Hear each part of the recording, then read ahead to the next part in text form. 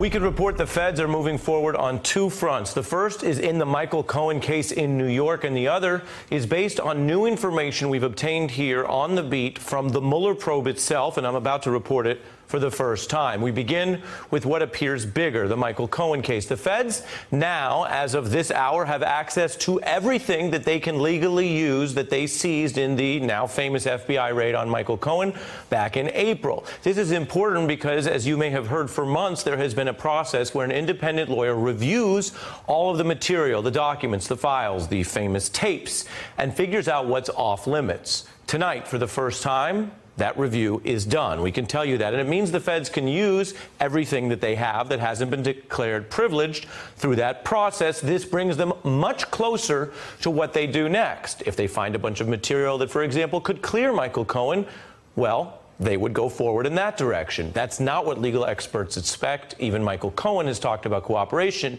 which implicates this material. It suggests that now that this process is over, that they move forward with what they found in the raid, that Michael Cohen could alternatively face potential charges based on that evidence. So that's number one. We bring that to you as the first news. The other breaking news I can report exclusively, which is that we've learned Special Counsel Bob Mueller has informed radio host and political activist Randy Credico, who's known for his past history and relationship with both Roger Stone and Julian Assange.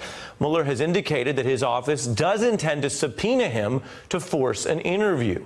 We here at The Beat confirm this from a direct source with knowledge of the special counsel's outreach to Randy Credico's attorney. That is brand new. If you watch this show and our reporting, some of this may be familiar because Credico was on this show last night and he explained the lead up to all this. He said publicly for the first time that he declined a request to participate in a voluntary interview that was made as a request when federal agents working for Mueller approached him in New York. Has Bob Mueller called you in to testify? They did. They actually didn't call me in. They actually showed up and they asked me to come in and do a personal voluntary interview, which I did not. Who is they that showed up? Somebody from his investigation. They asked my lawyer if I would like to go down and do a voluntary interview, and he said no. You know, I didn't get a subpoena. They asked me for a voluntary interview. That was the news last night. The news right now is that Mueller, according to our reporting, has now, since the interview aired, reached out and said they do intend to subpoena Mr. Credico. They want to talk to him. Now, we don't know for a fact what they intend to talk to him about, but we have a pretty good idea of how he fits into this case. Number one, Credico is involved in an area of investigative interest because of his repeated contact publicly with Julian Assange. And then number two, something we also discussed in our interview, Credico has a long-time political history with Roger Stone. Again, that doesn't mean we've confirmed the topics of the interview, and Mueller's office doesn't release that in advance, but we do have new information about a new person that they want to subpoena for an interview. With that, I turn to our guest tonight, Christina Greer, professor at Fordham University, and we're joined by two former federal prosecutors, John Flannery and Glenn Kushner. John, starting with you, what does it tell you that, as is so often the case in Trump land, the lawyers are on TV, the lawyers were discussing their deliberations with each other on one of their radio shows. Last night, this witness who's got ties, as I've reported, Randy Credico, discussed his history in the probe, and after that interview aired, we learned tonight, we're reporting it here exclusively for the first time, that the office reached out after the interview and does want to subpoena him. Well, I think Rudy's run out of tricks, and it's pretty bad when they have to be in an echo chamber in which the two of them, who are lawyers representing Trump, have to speak to each other as if they're having a distant organization conversation. Attacking Mueller and saying what he's doing is wrong by Rudy Giuliani is really upside down. Giuliani was the Genghis Khan of prosecutors, and now Mueller, who is a by-the-book prosecutor who doesn't reveal what he's doing except in indictments and pleas and trials, he's being criticized by Rudy. I think that they're desperate. And that's let me direct you. Also, what do you think Mueller wants to subpoena Randy Credico? He sent these agents to New York. Now he wants to subpoena him. Why is that of interest? I think he's trying to close the circle around Roger Stone, anything he can have. And since Credico had access, as you noted, both to Assange and to Roger Stone, that's an obvious line of questioning, I think. And he wants to see what he has. And I think that he probably will get something, because the arrogance of these participants is amazing. What they say to each other that inculpates them and links what one did with the other. So it also suggests that Roger Stone is perhaps in the batter's box with maybe Trump Jr. and several other people. Well, you're using a fancy word, as you often do. Inculpate being a fancy word for makes them look really suspicious and guilty. Glenn, on the same point, let me play for you the way that Mr. Credico publicly tried, as so many witnesses have done lately, tried to limit his exposure to other people who could figure in as subjects or targets. This was last night on the subject of Mr. Roger Stone. Take a look. And you're in there as an associate, and I'm not implying anything negative about you, but as a known associate of Roger Stone and Julian Assange. Well, don't say associate of Stone. I know Stone. What word would you use? I would say someone that has worked with Stone before, but not an associate. A former colleague? No, I've worked on a campaign or two with Roger Stone in the past. A former campaign I've known him colleague? 16 years I've known the guy. Okay. I mean, it sounds like you're going up from associate, not down. Glenn? So, Ari, let me say something that you might not hear a lot of people say, but this is probably a good thing for Randy Credico that he's been subpoenaed. Why do I say that? Because if he were a target of the investigation, it's very unlikely that Bob Mueller would subpoena him, because there's a Department of Justice policy that says I was a prosecutor for 30 years, we don't subpoena targets of the investigation. Why? Because they have a Fifth Amendment right against self-incrimination. So we don't hand them a subpoena, which is a court order, force them to testify before the grand jury and incriminate themselves. So what we do, though, as prosecutors, is we invite targets in for voluntary interviews because they're not compelled to appear.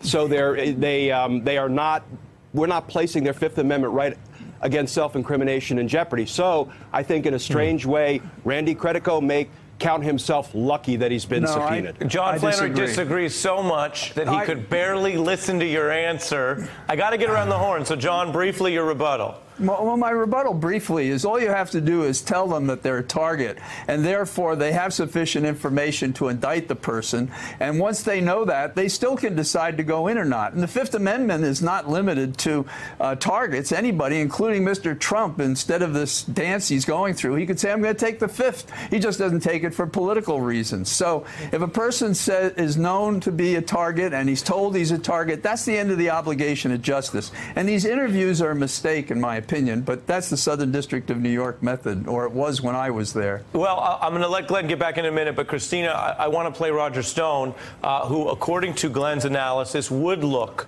to be in a more difficult spot, because unlike what we're reporting tonight about Credico, according to Stone and his lawyers, he has not been asked for an interview, which makes it look more like he could be a target, and he is pushing back. Here he was in an interview last night. I'm also mindful of any prosecutor's ability to squeeze underlings to get them to compose testimony against a bigger fish. I have not been contacted by the special counsel's office. I've made it abundantly clear that there's no circumstances under which I would testify against the president. I would not rule out cooperating if they think I can be helpful. So this is not the president's first rodeo when it comes to lawyers and depositions, and it's clearly not Roger Stone's either. But this one feels different, and you can tell that they're sensing that something is off, right? As long as Rudy Giuliani was in the Southern District and he prosecuted lots of mobsters, we're not dealing with mobsters per se. We're not dealing with real estate agents in Queens. What the president is going to try to do is make himself the hero and the victim, as he's been doing. Dorothy, we're not in Queens anymore? We are not in Queens anymore, okay? So we're in the big leagues, and this is something that the president doesn't understand. So as he's been a grifter and a snake oil salesman for his entire career, he's realizing that this last grift may have been a bridge too far. And so Mueller has been systematic, methodical, and as our previous guests have said, he's being very strategic. We've seen also in the past few years oftentimes the way to get to the biggest fish is to go through their son as well. We're seeing it with Collins. We've seen it with Shelley Silver in New York. We've seen it several times. And so I think the president, as much as he's trying to win in the court of public opinion, and he has a solid base, and obviously this is great red meat to say, look at these Democrats, look at these liberals, they're sort of going after me for something that, is intangible, and, we haven't done anything wrong, or maybe if we did, it's not that big of a deal, right? The goalpost keeps changing.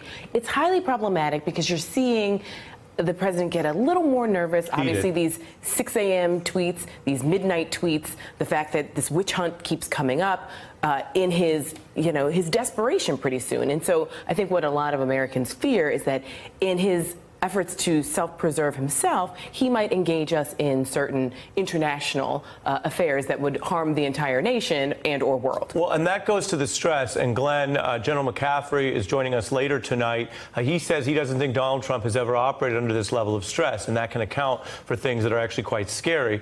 To Christina's point, the Associated Press and other publications have talked about the concern about Don Jr. Trump watching the courtroom proceedings and fearing that Donald Trump Jr. could at some point be the one on trial. And Glenn, only Donald Trump and to some extent perhaps his closest family members know what they did and whether that's a trial that would end in exoneration or something else.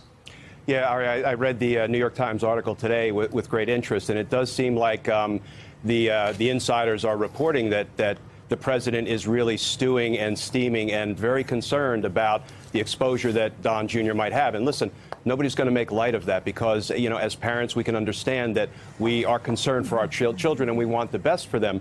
I do think that the president, however, may also find himself someday as a co-defendant with his son at defense counsel table. Now, I don't know if Bob Mueller will... You think that would be before or after the term of his presidency? Well, Ari, I don't know that Bob Mueller will take the narrow path to indicting a president that I think is arguably available. He would have to seek an exception to the OLC memo that sets out as a policy matter that the Department of Justice doesn't believe a sitting president can be indicted. You're saying something significant, and you're saying it as a legal matter. I mean, I take your analysis to be not that you don't like Donald Trump or you disagree with his policies, but as a very seasoned federal prosecutor, you believe there is potential joint legal criminal exposure for him and his son. I do, and a pathway to get there even while he's sitting. But Bob Mueller might not want to go near that third rail. Instead, he might split the baby. He might return co-conspirator indictments against the others for whom he has found sufficient evidence of criminality, and maybe just author a report to Congress about his findings concerning any potential criminal conduct by the president. Or, as we've all seen done before, albeit back in 1974, he could also include the president in a conspiracy indictment as an unindicted co-conspirator. Let me get John in. Take a quick listen, John, to Rudy Giuliani's argument that you don't need an interview if you already know the answers here. Right.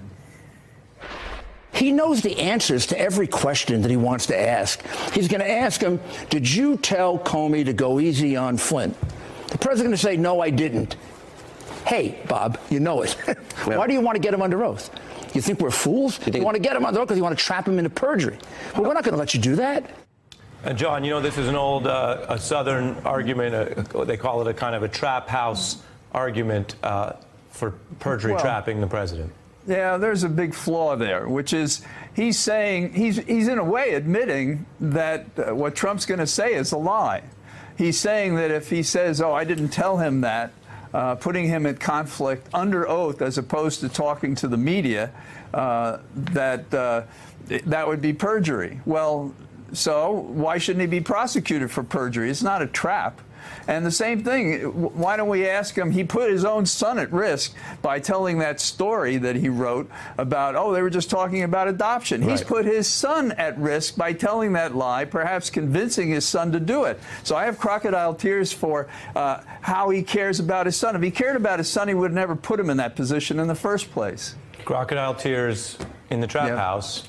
We have, Christina, keep it together, please. It's a serious news program. Well, listen, I mean, we also know that this is a man who's a pathological liar, right? We know that he lies about the number of floors on his apartments. We know that he lies about how much he spent to build, said building. He lies about how many tenants he has. I mean, this is someone who should never be under oath, right? And we've seen sort of snippets of his depositions where he can't answer questions because he doesn't have his glasses, or he hasn't read it, or he's just flipping through pages and he's stalling. Which suggests he knows how much he's lying because he gets careful when he's under heat. Hey, I'm Ari Melber from MSNBC. You can see more of our videos right here, or better yet, subscribe to our YouTube channel below.